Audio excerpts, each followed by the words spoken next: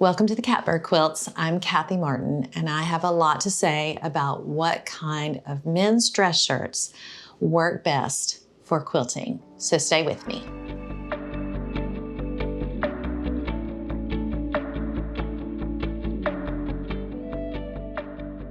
So as you know, I have a lot to say about everything. But today it's about what kind of men's dress shirts work the best for quilting. And so before I get rolling and long-winded and give you the whole story, let me give you the quick version, which is I've found that 100% cotton linen blends, or linen dress shirts work the best. Lots of people have already commented with this very question on previous videos, which I knew would happen. And actually because that's the question that I had once I started this process. If you've watched my very first quilt video, I say in it that I didn't know better. I didn't know not to use, or I didn't know to use 100% cotton.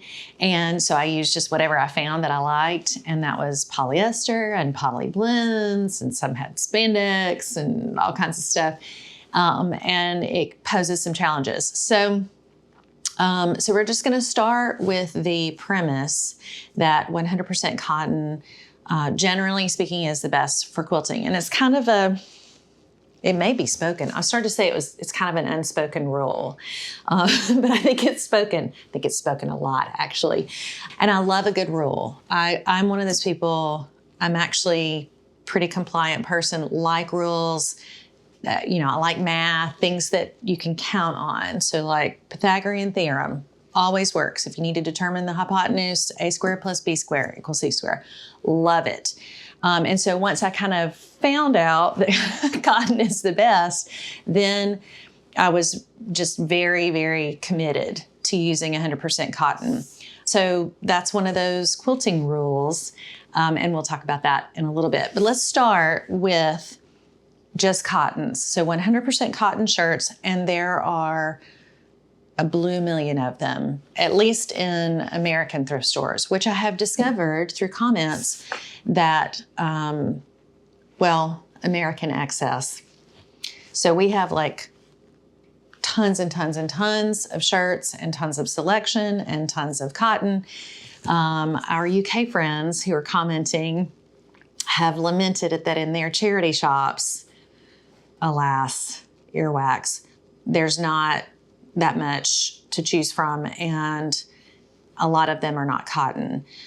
So that's something that we'll maybe circle back and address at the end. And then same for our Australian friends who go to op shops. The selection is limited. You might not always be able to find cotton. But for our purposes, let's just start with, you have a lot of cottons to choose from. So I'm gonna start, of course, it wouldn't be me if I didn't show you.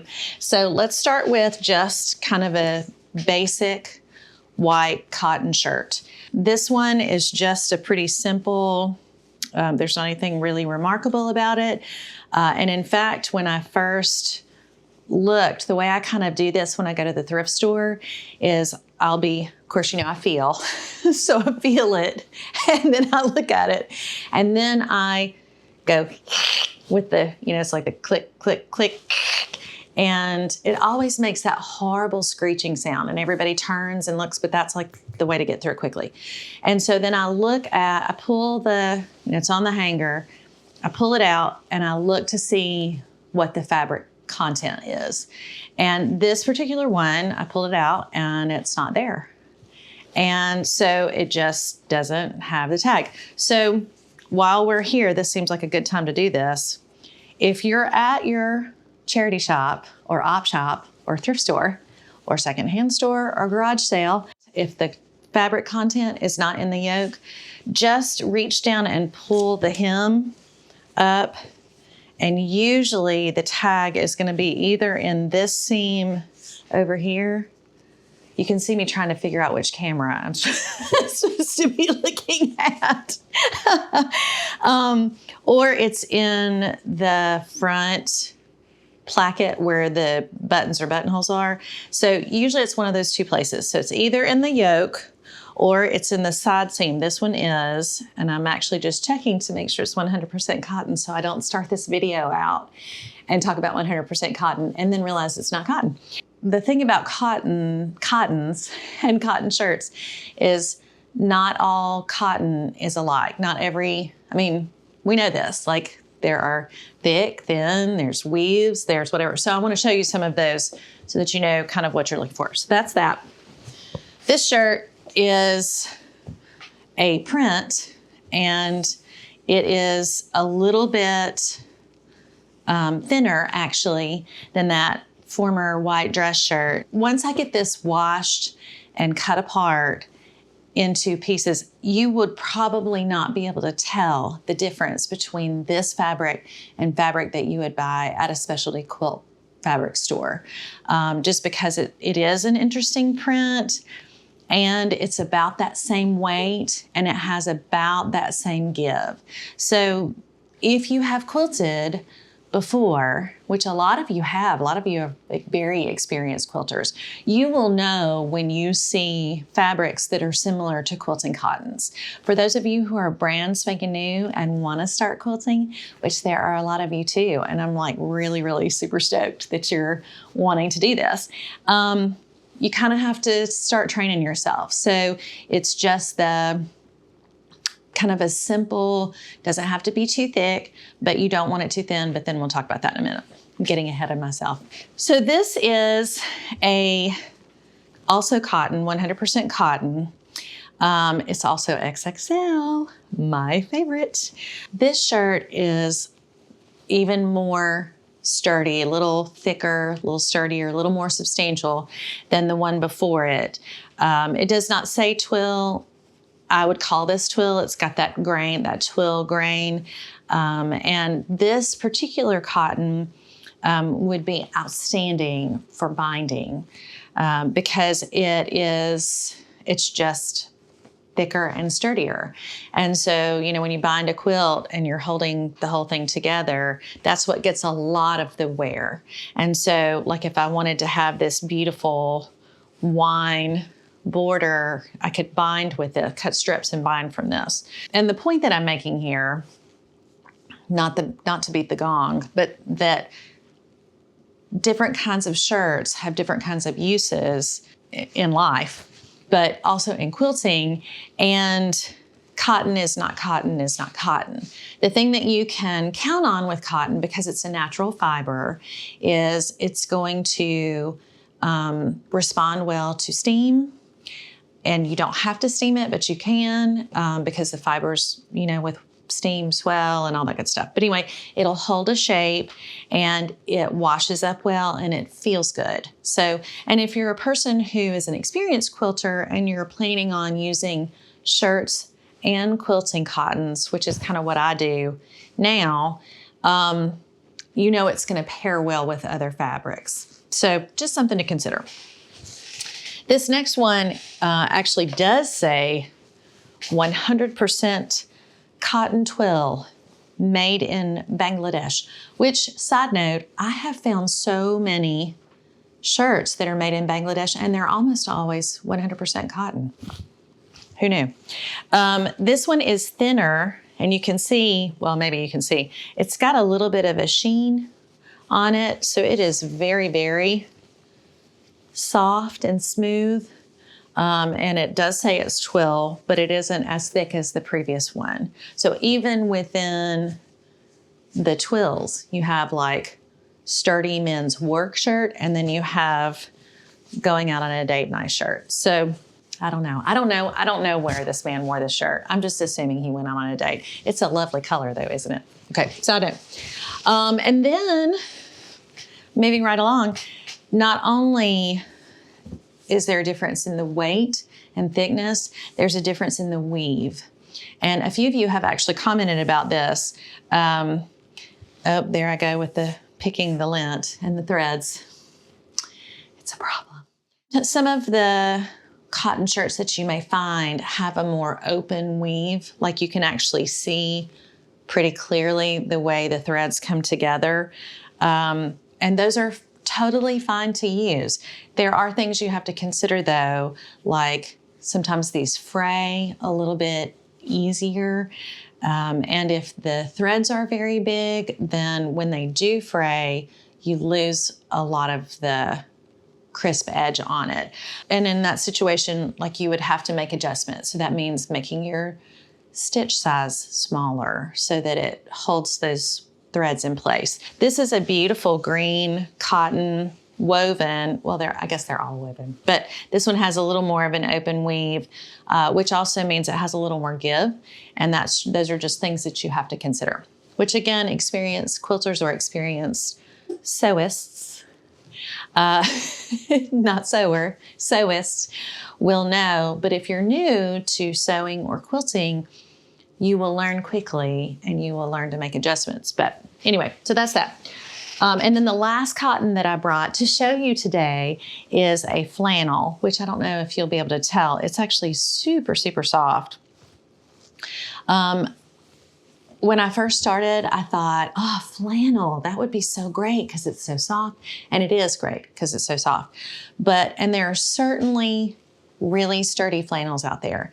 But the ones that feel good to the touch and the ones that you are probably going to be inclined to use are actually flimsier than you might think. And I learned this the hard way.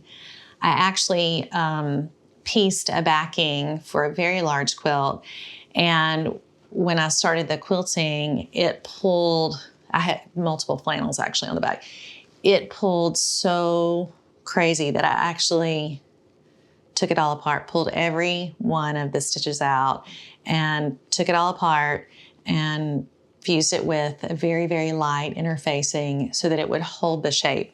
So again, if you want to use flannel, which I think is a great choice, there are decisions to be made. So when you're shopping, and this is kind of the whole thing, when you're shopping and you're trying to decide what to pick, it's 100% cotton, but it's going to require some work on your behalf as you're preparing to quilt. So that's that. So that's the cottons. Ta-da! I don't have a cotton linen blend to show you. You don't see them a lot, actually. Usually they're 45% linen, 55% cotton, sometimes the other way around. And when I do find them, I know instantly because I'll go, is this linen? And then I look and it's cotton and linen. And I think it works really well in quilting because it has that great texture that linen has and it breathes really well, but it has the sturdiness of cotton that sometimes you don't get with linen. So now we're going to talk about linen. And first I have to say I found another orange linen shirt. What is the deal with orange linen shirts in my area? I don't know. This is probably more like salmon, but close enough. So linen and quilting. I love linen. I have quilted with linen. I have mixed linen and cotton with no problems. Some folks have asked about that. It does have the possibility of shrinking and expanding at a different rate than the cotton that you use, so you have to know that going in. If you use steam while you're piecing, it may give you different sizes of your piece, so you kind of have to go into it knowing that as well. But it softens up really well with washings and it has a lot of texture. This particular linen shirt, I think, has been dry cleaned or at least starched. So it's not as soft, but usually the linen shirts that you find in the thrift shops have been worn so much that they're really, really soft. And just like cottons, all linens are not created the same. So sometimes you'll find them with a very tight weave, and sometimes you find them with a very open weave. And you need to recognize that as you're shopping, because that's going to inform, again, quilting is like every decision informs something else. It's kind of like everything everywhere all at once. You kind of have to know about changing stitch sizes and how fabric's going to play with other fabric. It's just a lot, but it's fun. And that's part of what makes it really enjoyable, because it engages your mind along with your creativity. So this one actually is a very fine weave, and I would say is probably going to be enjoyable to quilt with. I have another one that I actually have already, this is a shirt that I have already cut down, and I have it here to show you. It is a much more open weave. Actually, you can even see where the buttons were. But the reason why I set this out was it is so much of an open weave that when it ravels, you lose a fair amount of fabric. So I'm going to actually ravel this thread right here. And so it just, as you can tell, it just pulls. But look at that. That is, at places, that is 1/8 of an inch or more. That fabric that I'm going to lose. So you have to think about that in a quilt that's going to get a lot of use as it gets pulled, where that seam is. If it frays or ravels, that piece could actually come free from the quilt. So if you use linen and it's a really open weave, just know that that's a risk and you have to make decisions accordingly. Also, I should have done a whole video just on linen. Maybe I will. One way around that is you can use starch. So that's all I'll say about that. Haha, that's not all I'll say about that. That's all I'll say about that right now. You did that part in Forrest Gump where he's like, that's all I have to say about that. Every time he says that, I think, I don't know that I've ever gotten to the end of things that I want to say.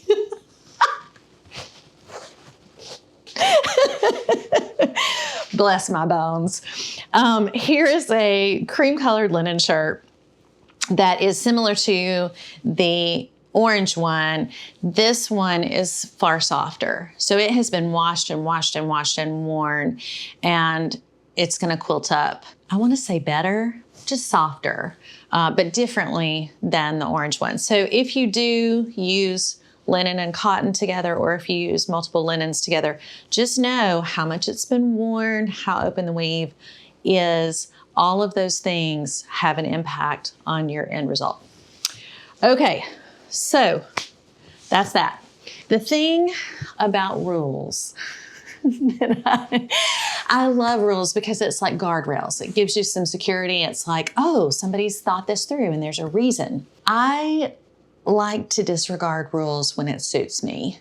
And I think that's probably true of most people. As long as it's not like, I don't know, I'm trying to think of some crime that's a rule and I can't think of anything. I think anytime someone says, you should only use 100% cotton, the rebel in me, the little bitty nugget of rebel is like, wait a minute, I don't think that's right.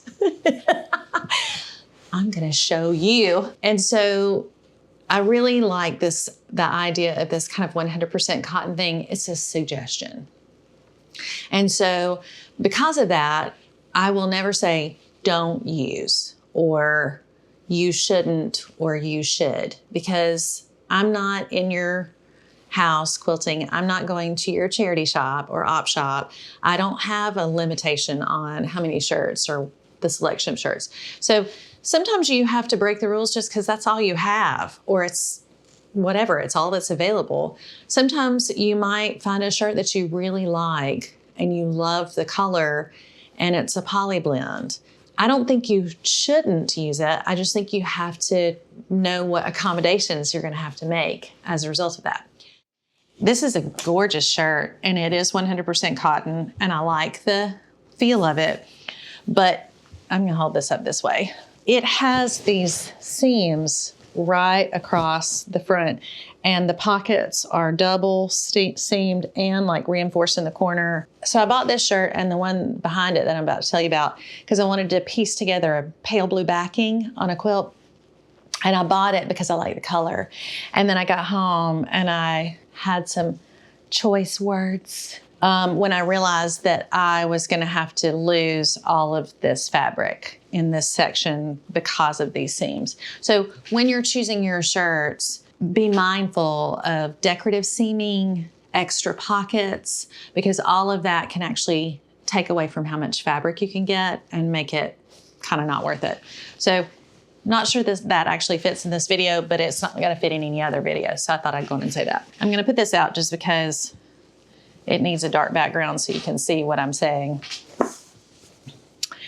Same thing, bought this light blue shirt. It's all cotton, and it feels so nice. And then I went to take it apart, and hopefully we can get a close-up of this right here. Just even trying to take it apart, it tore. And this is just one panel. It tore like 6 or more times. More swearing with that one also. In retrospect, this shirt is practically threadbare. It has been worn and washed so much that there's almost nothing left of it. When you just barely put a seam ripper in it and it tears, that's a good indication that it's too thin. This one is, I would just call it threadbare more than thin. It probably once was a substantial shirt. So I would watch out for that if I were you. Learn from my mistakes. And then this shirt, which I think is so beautiful. The color is just so gorgeous. And it is like gauze. So you could probably see me through I can see the camera through this shirt. Sometimes I question my own judgment. Like, what was I thinking? It's too thin. It's too thin. I haven't thrown it away because I have this belief that I'm gonna put fusible interfacing in it and still use it. Not going to happen. Probably not going to happen. But because I just love the pattern. But this was a poor decision. This was a bad decision. I broke the rules and it was a mistake. And then the last one to show you, I feel like this shirt is going to become legendary on this channel. This is the purple shirt that I used. It's a small, and I bought it. Oh, here's the picking again. I bought it to figure out how much fabric is in a small men's shirt. It is 100% polyester. It does not feel good. It's gorgeous.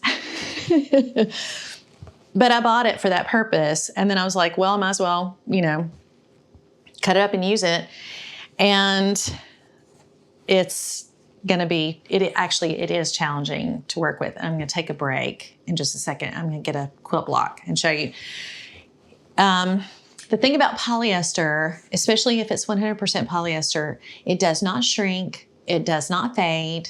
It does not give. It's generally not very soft. So it will hold the shape that you cut, but it won't hold a crease, which is very important in quilting because there's so many seams that you fold and press and then sew to something else. Do I regret it? I don't regret it because it's beautiful, but it is going to be very, very challenging to work with.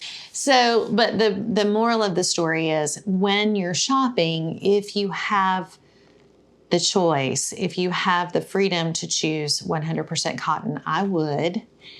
If you can use linen and you're willing to change your stitch size or use some spray starch, I would. If you have cotton linen blends, they're very enjoyable to work with. And if you can't make any of those work, then use what you have and do the Tim Gunn, make it work moment. And you will have a beautiful quilt that you made no matter what you use. This is the Catbird Quilts. I'm Kathy Martin. Thank you for watching.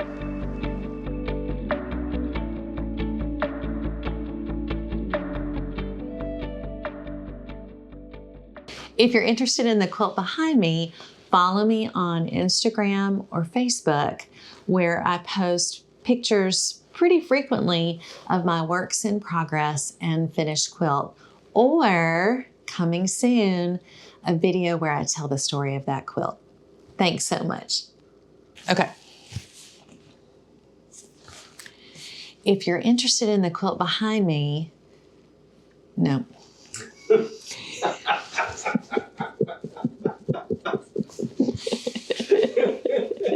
And today, I'm going to tell you about, nope, I do this every time.